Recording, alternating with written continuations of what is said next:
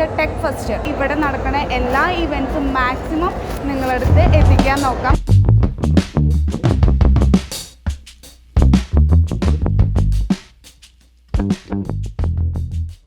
Welcome to Indus talks. അപ്പോൾ ഇന്ന് നമ്മൾ ബാക്ക്ഗ്രൗണ്ടും കാര്യങ്ങളൊക്കെ കാണുമ്പോൾ അറിയാൻ പറ്റും നമ്മൾ ഇന്ന് വേറൊരു സ്ഥലത്താണ്. ഇന്ന് നമ്മളുള്ളത് വിദ്യ കോളേജ് ഓഫ് എഞ്ചിനീയറിംഗിലാണ് നമ്മളുള്ളത്. തൃശ്ശൂരുള്ള കോളേജാണ്. ഇവിടെ ഇന്ന് മെയിനായിട്ട് നടക്കുന്നത് എന്താണെന്ന് വെച്ചാൽ ടെക് ഫസ്റ്റ്, ടെക്നിക്കൽ റിലേറ്റഡ് ആയിട്ടുള്ള കുട്ടികളെ കഴിവ് പ്രകടിപ്പിക്കാൻ പറ്റുന്ന കുറച്ച് കാര്യങ്ങളാണ് ഇവിടെ നടക്കുന്നത്. അപ്പോൾ നമ്മൾ ആസ് എ എഡ്യൂക്കേഷണൽ ഇൻസ്റ്റിറ്റ്യൂട്ട് എന്ന ഒരു ഇതിൽ, പിന്നെ മാത്രമല്ല നിങ്ങൾക്ക് അറിയാമല്ലോ നമ്മൾ യൂട്യൂബ് ചാനൽ മെയിനായിട്ട് എന്താണ് കവർ ചെയ്യാറ്, നമ്മൾ എഡ്യൂക്കേഷൻ റിലേറ്റഡ് ആയിട്ടുള്ള കാര്യങ്ങളാണ് അല്ലേ കവർ ചെയ്യാറ്. അപ്പോൾ ആ ഒരു മോഡിൽ നമ്മളും ഇന്ന് ഇവിടെ ഉണ്ട്. നമ്മളൊരു സ്റ്റാൾ ഇട്ടിട്ടുണ്ട്.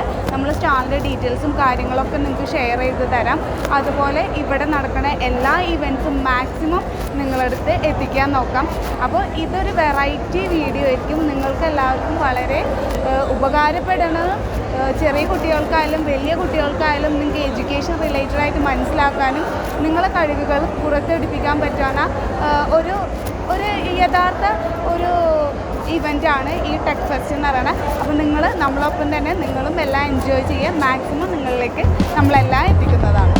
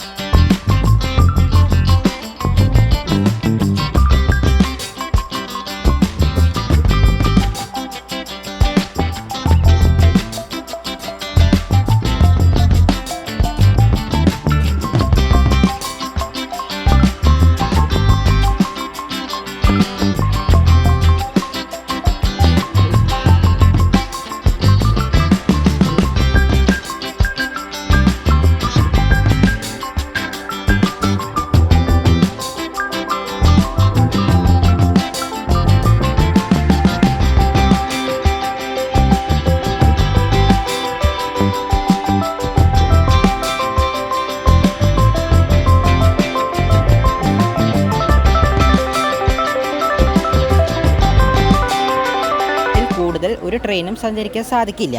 അങ്ങനെ സഞ്ചരിക്കുകയാണെങ്കിൽ കാടായതുകൊണ്ട് തന്നെ ലൈറ്റിൻ്റെ ആ നെസസിറ്റി കുറവായിരിക്കും പൊതുവേ. ഒപ്പം ട്രാക്കിൽ എന്തെങ്കിലും തരത്തിലുള്ള കല്ലുകളോ അല്ലെങ്കിൽ മറ്റു തരത്തിലുള്ളതൊക്കെ വന്നു കഴിഞ്ഞാലും ട്രെയിൻ അപകടം സംഭവിക്കാൻ സാധ്യത കൂടുതലാണ്. ഇപ്പോൾ രാത്രിയൊക്കെ ആണെങ്കിൽ ട്രെയിനിൻ്റെ ഈ എൻജിൻ്റെ ഫ്രണ്ടിലുള്ള വെട്ടത്തിലാണ് ട്രെയിൻ മുന്നോട്ട് പോകുന്നത്. പിന്നെ കൂടുതലായിട്ട് ലൈറ്റുകളൊന്നും കാട്ടിൽ അത്ര വയ്ക്കാൻ പറ്റില്ല. അതിന് ലിമിറ്റ് വളരെ കുറവാണ്. ലിമിറ്റേഷൻ ഉണ്ട് അങ്ങനെ ലൈറ്റ് വെക്കാനായിട്ട്. അപ്പോൾ സാധാരണ ഒരു ട്രെയിൻ ഈ ഒരു സ്പീഡിൽ വരുമ്പോൾ ഏതെങ്കിലും ഒരു ആനിമൽ, ഏതെങ്കിലും ഒരു മൃഗം ഈ ട്രാക്കിലേക്ക് കയറി നിൽക്കുകയാണെങ്കിൽ ഇത്രയും സ്പീഡിൽ വരുന്ന ഈ ട്രെയിനിന് സാധാരണ ഈ മൃഗത്തിനെ അടിച്ച് തെറിപ്പിച്ച് പോവുകയാണ് ചെയ്യുക. അപ്പോൾ ആ മൃഗത്തിന് എന്ത് സംഭവിക്കുന്നു? സാധാരണയായിട്ട് ഒന്നെങ്കിൽ ഹൈലി ഇഞ്ചേർഡ് ആവും, അല്ലെങ്കിൽ ഈ മൃഗം ചാവുന്നതുമാണ്. പൊതുവേ മൃഗങ്ങൾ ചാവുകയാണ് ചെയ്യുന്നത് പൊതുവേ കണ്ടുവരുന്നതിൽ. അപ്പോൾ ഇത്തരത്തിലുള്ള ട്രെയിൻ അപകടങ്ങൾ നമ്മുടെ നാട്ടിൽ നിന്ന് കൂടി വരികയാണ്. ഇപ്പോൾ വളരെ അടുത്ത് 2 ദിവസമൊക്കെ കൂടുമ്പോഴേക്കും ഈ ഒരു ട്രെയിൻ ഇടിച്ച് ആന ചെരിഞ്ഞു, വെസ്റ്റ് ബംഗാളിൽ ആന ചെരിഞ്ഞു, അല്ലെങ്കിൽ മിസോറാമിൽ മാൻകൂട്ടത്തെ ട്രെയിൻ ഇടിച്ചിട്ട് അങ്ങനെ മാൻകൂട്ടം മുഴുവൻ ചത്തുപോയി. അങ്ങനെ കുറേ ന്യൂസ് കേട്ടിട്ടുണ്ട്. പിന്നെ ട്രെയിൻ കയറിയിട്ട് കുറേ ആളുകൾ കൊല്ലപ്പെട്ടു. അങ്ങനെ കുറേ ന്യൂസുകൾ നമ്മളിപ്പോൾ കേൾക്കുന്നുണ്ട്. അപ്പോൾ അതിന് പരിഹാരമായിട്ടുള്ളൊരു ഇതാണ് ഞങ്ങൾ ഇവിടെ പറയുന്നത്. ഇപ്പോൾ ഫ്രണ്ടിലിരിക്കുന്ന ചാർട്ടുകളൊക്കെ നോക്കുകയാണെങ്കിൽ അതിൽ തന്നിരിക്കുന്നത് ഈ ട്രെയിൻ വരുമ്പോൾ ഇത്തരത്തിൽ മൃഗങ്ങൾ റെയിൽവേയിലേക്ക് കടന്നു നിൽക്കുന്നതിലൂടെ ഉണ്ടാകുന്ന അപകടങ്ങളാണ് ഈ ചാർട്ടിൽ തന്നേക്കുന്നത്. കൂടുതലും ആനകളാണ് ചെരിഞ്ഞേക്കണ ഫോട്ടോസാണ് അതിൽ കണ്ടിരിക്കുന്നത്. അപ്പോൾ ഇന്നത്തെ കാലത്ത് ഈ ഒരു അപകടത്തിൻ്റെ തോത് കുറയ്ക്കേണ്ട ആവശ്യകത കൂടി വരികയാണ്. പൊതുവേ ഒരു മൃഗം സാധാരണ ചെരുകയാണെങ്കിൽ ഇപ്പോൾ മനുഷ്യനായി കഴിഞ്ഞാൽ നമ്മളതിന് കൂടുതൽ മൂല്യം കൊടുക്കും. ഇപ്പോൾ ഒരു മൃഗം ചെരിഞ്ഞാൽ നമ്മൾ അത്ര ഇത് കൊടുക്കില്ല. പക്ഷേ എന്നിരുന്നാലും ഈ മൃഗങ്ങൾ ഇത്തരത്തിൽ ഇങ്ങനെ ചാവുമ്പോൾ അവരുടെ എണ്ണം കുറയും. അത് പരിസ്ഥിതിക്ക് കുറേ ദോഷങ്ങൾ ഉണ്ടാക്കും. അപ്പോൾ അത് വേറെ കാര്യം. പക്ഷേ ഇതിൻ്റെ അപകടങ്ങൾ പൊതുവെ കുറയ്ക്കുക, അതിനുള്ള ഒരു പ്രൊജക്റ്റാണ് ഞങ്ങളിവിടെ അവതരിപ്പിക്കുന്നത്. Project name LED sensor detecting system എന്നാണ് ഈ പ്രൊജക്റ്റിൻ്റെ നെയിം.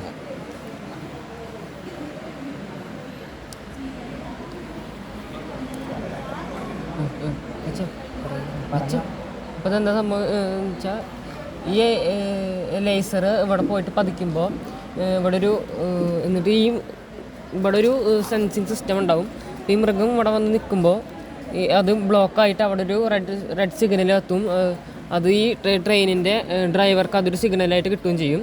അപ്പോൾ ഇവിടെ എന്താ സംഭവിക്കണമെന്ന് വെച്ചാൽ ഈ ലേസർ ഈ LDRൻ്റെ ഇതാണ് LDR. ഈ LDRൻ്റെ മുകളിൽ വന്ന് പതിക്കുമ്പോൾ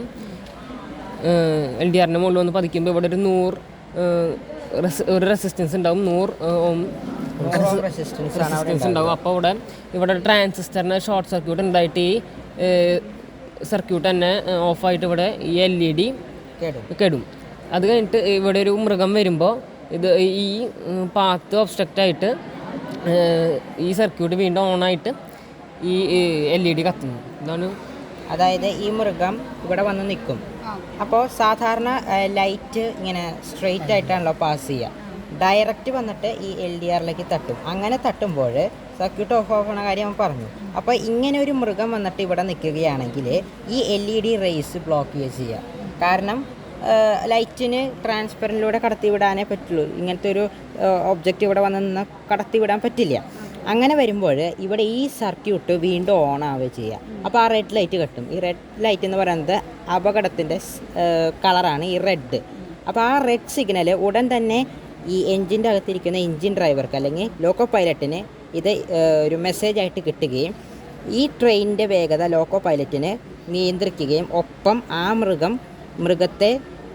പോകുന്നത് വരെ ഒന്നെങ്കിൽ ഈ ട്രെയിൻ ഓഫ് ചെയ്തിടാനും അല്ലെങ്കിൽ ആ മൃഗത്തിനെ മാറ്റാനുള്ള മറ്റ് കാര്യങ്ങൾ ചെയ്യാവുന്നതുമാണ്.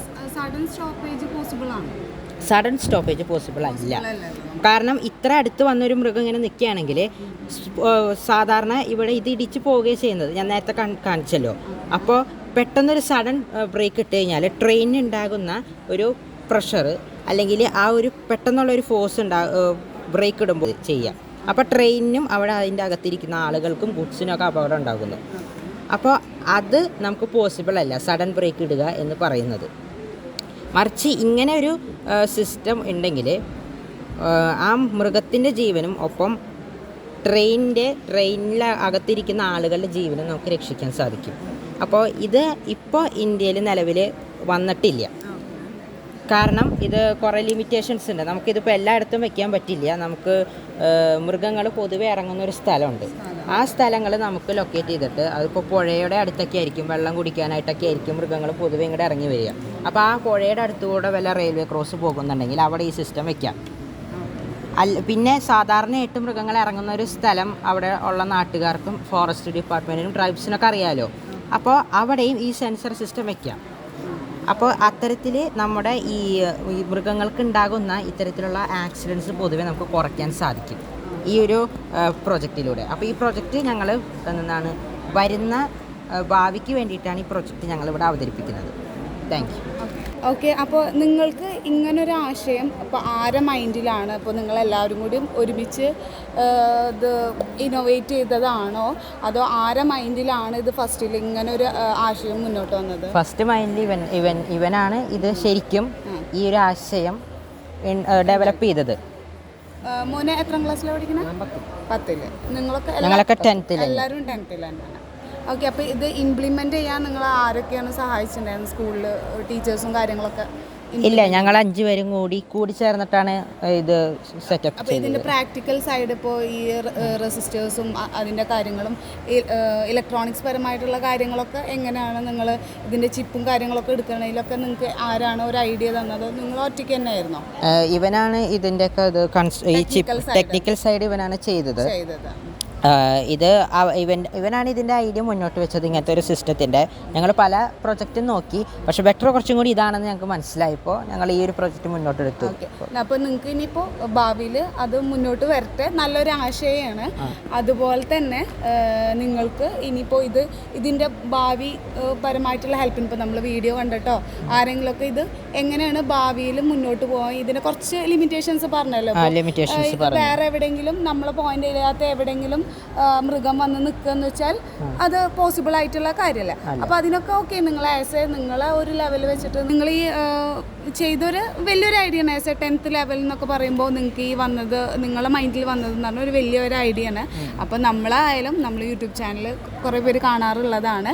അപ്പോൾ ആരെങ്കിലുമൊക്കെ ഇവരെ ഹെൽപ്പ് ചെയ്തിട്ട് ഇതിൻ്റെ ആശയം മുന്നോട്ട് കൊണ്ട് ഇത് നമുക്ക് കേരളത്തിലായാലും ഇംപ്ലിമെൻറ്റ് ചെയ്യാൻ പറ്റുമെന്ന് വെച്ചാൽ വളരെ ഒരു നല്ല കാര്യമാണ്. വളരെ ചെറിയൊരു ആശയമാണ്. അപ്പോൾ പക്ഷേ അങ്ങനെ തന്നെ ചെറിയ നമ്മളെ ചെറിയ ആശയങ്ങളായാലും അത് വലുതായിട്ട് വരിക. അപ്പോൾ കുറച്ച് ലിമിറ്റേഷൻസ് ഉണ്ട്, ഓക്കെ. പക്ഷെ എന്നാലും ഇങ്ങനത്തെ ഒരു ആശയം ഇങ്ങോട്ട് ഓടുന്ന ഈ ഒരു പ്രൊജക്റ്റ് ഇതാക്കിയതിന് എന്തായാലും അടിപൊളി.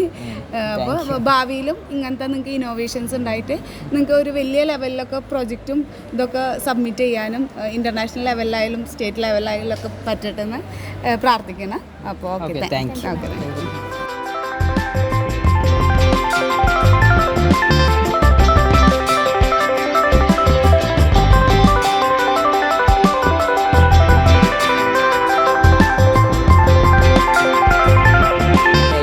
വീഡിയോ കോൺഫറൻസിങ് എന്നൊരു പ്രൊജക്റ്റാണ് നമ്മളിവിടെ കൊണ്ടുവന്നേക്കുന്നത്. നമ്മൾ ജസ്റ്റ് ലൈക്ക് ഒരു സൂം അതുപോലെ തന്നെ ഗൂഗിൾ മീറ്റ് ഒക്കെ പോലെ തന്നെ ഒരു വീഡിയോ കോൺഫറൻസിങ്ങുള്ള സംഭവമാണ് നമ്മളിവിടെ ഇൻട്രൊഡ്യൂസ് ചെയ്തേക്കുന്നത്.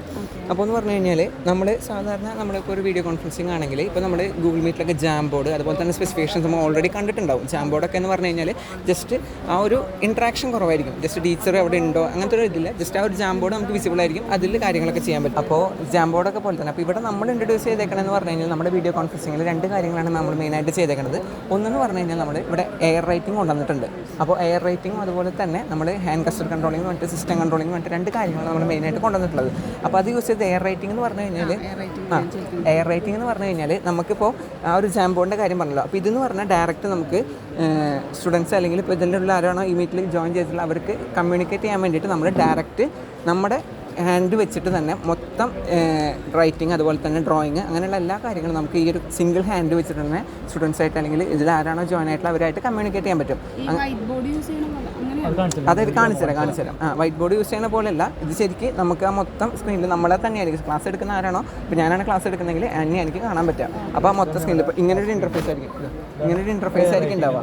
ഇതിപ്പോൾ എൻ്റെ കൈ, ഇതിപ്പോൾ നമ്മളിപ്പോൾ ഈ ഒരു കൈ ഞങ്ങളിവിടെ ട്രെയിൻ ചെയ്തേക്കണമെന്ന് വെച്ചാൽ മെഷീൻ ലേണിംഗ് ഒക്കെ പോലെ തന്നെ. അപ്പോൾ ഇതിലിപ്പോൾ മീഡിയ പൈപ്പ് അതുപോലെ തന്നെ ഓപ്പൺ സി എന്നുള്ള 2 കാര്യങ്ങൾ യൂസ് ചെയ്ത് നമ്മൾ ട്രെയിനിങ് കാര്യങ്ങളൊക്കെ ചെയ്തേക്കണം. ഇപ്പോൾ ഇതിലിപ്പോൾ നമുക്ക് ഇതിലിപ്പോൾ നോക്കുകയാണെങ്കിൽ നമ്മളിപ്പോൾ ഇതാണ് ഒരു മീഡിയ പൈപ്പിലുള്ള ലൈബ്രറിയിലെ കാര്യങ്ങൾ. അപ്പോൾ അതായത് ഈ കൈയിനുള്ളിൽ ഓരോ പോയിൻറ്റ്സിനും പെർട്ടിക്കുലർ നമ്പേഴ്സ് ഓൾറെഡി ആ ഒരു ലൈബ്രറിയിൽ ഉണ്ടാവും. അപ്പോൾ നമ്മളിവിടെ 8ഉം 12 എന്നുള്ള 2 ഫിംഗേഴ്സാണ് നമ്മളിവിടെ ട്രെയിൻ ചെയ്യിച്ചേക്കുന്നത്. അപ്പോൾ ഈ ഒരു 8 എന്നുള്ളത് ഇപ്പോൾ ഈ ഒരു ഇത് നോക്കിക്കഴിഞ്ഞാൽ നമുക്ക് മനസ്സിലാവും. അതായത് ഈ 8 എന്നുള്ളത് നമ്മൾ പെർട്ടിക്കുലർ ഒരു പൊസിഷൻ മൂവ് ചെയ്യാൻ വേണ്ടിയിട്ടും അത് 2 ഫിംഗർ ആകുമ്പോൾ നമ്മളത് ഡ്രോ ചെയ്യാൻ വേണ്ടിയിട്ടാണ് യൂസ് ചെയ്യുക. ഇപ്പോൾ ഈ ഒരു ഇതിലേക്ക് നോക്കുകയാണെങ്കിൽ ഇതിപ്പോൾ എൻ്റെ പെർട്ടിക്കുലർ എൻ്റെ ഹാൻഡ് ഇവിടെ ഡിക്റ്റേറ്റ് ചെയ്യുന്നത് നമുക്ക് കാണാൻ പറ്റും. അപ്പോൾ എന്ന് പറഞ്ഞു കഴിഞ്ഞാൽ ഞാനിപ്പോൾ ഈ ഒരു കഴ്സർ മൂവ് ചെയ്തിട്ട് ഇവിടെ കുറച്ച് നേരം ഹവർ ചെയ്യുമ്പോൾ അവിടെ ഇത് കണ്ടോ ലൈൻ ടൂളായിട്ട് അവിടെ മാറിയിട്ടുണ്ട്. അപ്പോൾ ഇങ്ങനെ ഇങ്ങോട്ട് കൊണ്ടുവന്നിട്ട് ശേഷം ഞാൻ 2 ഫിംഗർ എപ്പോഴാണോ ഉയർത്തുന്നത് ആ സമയം തൊട്ട് അത് ഡ്രോയിങ് ആക്ടിവേറ്റ് ആവുകയാണ്. പിന്നെ ഈ ഫിംഗർ ഞാൻ എപ്പോൾ ഇടുന്നു ആ ലൈൻ അവിടെ ഡ്രോ ആയി. നേരെ മറിച്ച് ഞാനിപ്പോൾ പോയി കഴിഞ്ഞാൽ ഇവിടെ കുറച്ച് നേരം ഹവർ ചെയ്ത് കഴിഞ്ഞാൽ റെക്ടാങ്കിൾ ടൂളായിട്ടുണ്ട്.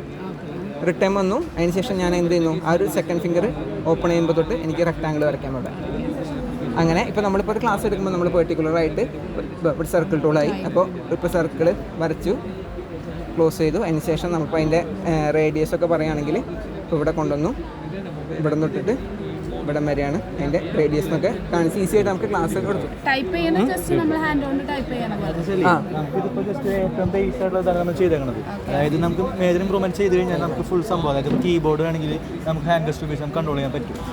എന്ന് വെച്ചാൽ ഇപ്പോൾ ടൈപ്പ് വെച്ചാലേ നമുക്ക് ഇതിനകത്ത് ഫ്രീ ഹാൻഡ് ഡ്രോയിങ് ഇപ്പോൾ പറഞ്ഞു ഇപ്പോൾ റേഡിയസ് എന്ന് പറഞ്ഞു, നമുക്ക് റേഡിയസ് മാർക്ക് വെച്ചാൽ അപ്പോൾ നമുക്ക് ഇങ്ങനെ ഫുൾ സംഭവത്തിനകത്ത് ഓപ്ഷൻ റെഡിയാണ്. ഞാൻ പറഞ്ഞില്ലേ ഇപ്പോൾ ഏറ്റവും ബേസ് സംഭവമാണ് നമുക്ക് മേജർ ഇംപ്രൂവ്മെന്റ്. നമുക്കിപ്പോൾ ഈ കോളേജിൻ്റെ ആവശ്യം മാത്രമല്ല നമുക്ക് യൂസ് ചെയ്യാൻ പറ്റും. ബിസിനസ് ഇപ്പോൾ നമ്മളിപ്പോൾ ഓരോ കാര്യങ്ങൾ ഇപ്പോൾ പ്രസന്റ് ചെയ്യും, ഗ്രാഫ് പ്രസന്റ് ചെയ്യുക, അങ്ങനെ കുറേ കാര്യങ്ങളൊക്കെ നമുക്ക് ഇതിനകത്ത് ചെയ്യാൻ പറ്റും. നമ്മുടെ പ്രീവിയസ് ഇയർ വെച്ച് കമ്പയർ ചെയ്യും. Enabled video conferencing. നിങ്ങൾ എന്ത് പ്രോഗ്രാമിംഗ് ആണ് പൈത്തണം പിന്നെ മറ്റേത് യൂസ് ചെയ്യാനായിട്ട് സാധാരണ നോട്ട് ജേസ് വീഡിയോ കോൺഫറൻസ് യൂസ് ചെയ്യാനാണ്. പിന്നെ രണ്ടാമത് ഞങ്ങളുടെ അഡ്വാൻറ്റേജ് എന്ന് വെച്ച് കഴിഞ്ഞാൽ ഞങ്ങളിപ്പോൾ പറഞ്ഞു നമ്മളിപ്പോൾ ഇത്ര സിസ്റ്റമായിട്ട് നമ്മൾ ഇൻട്രാക്ട് ചെയ്തിട്ടില്ല. അതിന് കൂടുതൽ നമുക്കൊന്ന് ഇൻട്രാക്ഷൻ കുറയ്ക്കാൻ വേണ്ടിയിട്ട് ഞങ്ങൾ അടുത്ത മൊഡ്യൂൾ വെച്ച് കഴിഞ്ഞാൽ ഒരു ഹാൻഡ് ഗസ്റ്റർ കൺട്രോൾ, നമുക്ക് സിസ്റ്റം മൊത്തം കൺട്രോൾ ചെയ്യാനുള്ളൊരു ഓപ്ഷനാണ്. അതായത് നമ്മളിപ്പോൾ മൗസിൻ്റെ യൂസ് നമുക്ക് ആവശ്യമില്ല. അപ്പോൾ നമ്മളിപ്പോൾ ഇത് എന്ന് വെച്ചാൽ ഞാൻ നമ്മുടെ മൗസിൻ്റെ കേഴ്സ് എന്ന് പറയുന്നത്. ഇപ്പോൾ ഞാൻ മൗസ് തുറന്നില്ല,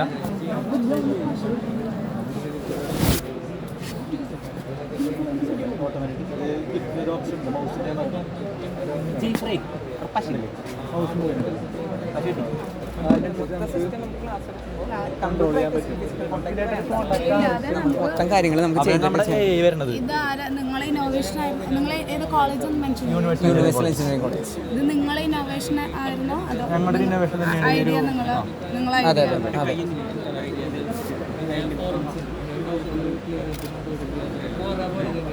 അപ്പോൾ ഇതാണ് നമ്മുടെ എന്നുള്ളത്. കാരണം നമുക്ക് സിസ്റ്റമായിട്ട് ഇൻട്രാക്ഷൻ വേണമെന്ന് എല്ലാ പരിപാടി നടക്കുന്നുണ്ട്. ഞാൻ പറഞ്ഞില്ല ഏറ്റവും ബേസാണ് നമുക്ക് പ്രൊജക്റ്റ് നമുക്ക് ഏതൊരു ഇമ്പ്രൂവ്മെൻറ്റ്സ് ചെയ്ത് കഴിഞ്ഞാൽ നമുക്ക് ഒരു സംഭവം നമുക്ക് യൂസ് ചെയ്യേണ്ടി വരില്ല എന്നുള്ളതാണ്.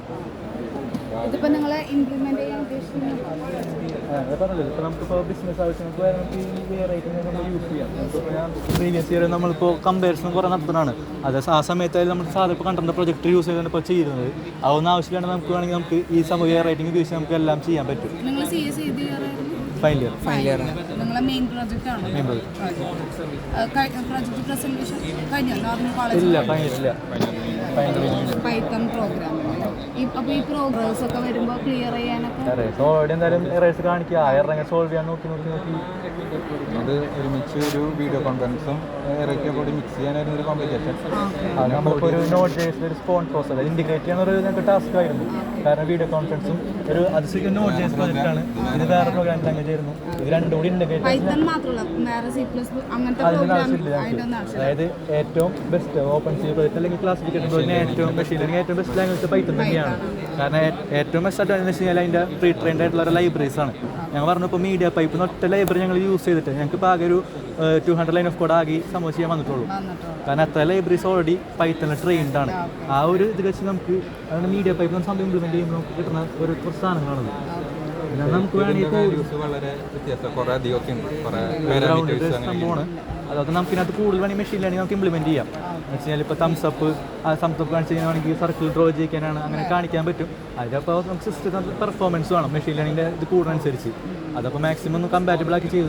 എന്തായാലും നമ്മളപ്പോൾ കേരളമായാലും ഇപ്പോൾ മൊത്തത്തിൽ അഡ്വാൻസ്ഡ് ആയിട്ട് വരികയാണല്ലോ, എല്ലാവരും അഡ്വാൻസ്ഡ് ആയിട്ട്. അപ്പോൾ എന്തായാലും നിങ്ങളെ ഒരു ടെക്നിക്കൽ ലെവൽ ആയാലും നിങ്ങളൊരു ഒന്ന് ഇംപ്ലിമെൻറ്റ് ചെയ്യാനുള്ള ഒരു ഇതിനായാലും താങ്ക് യു.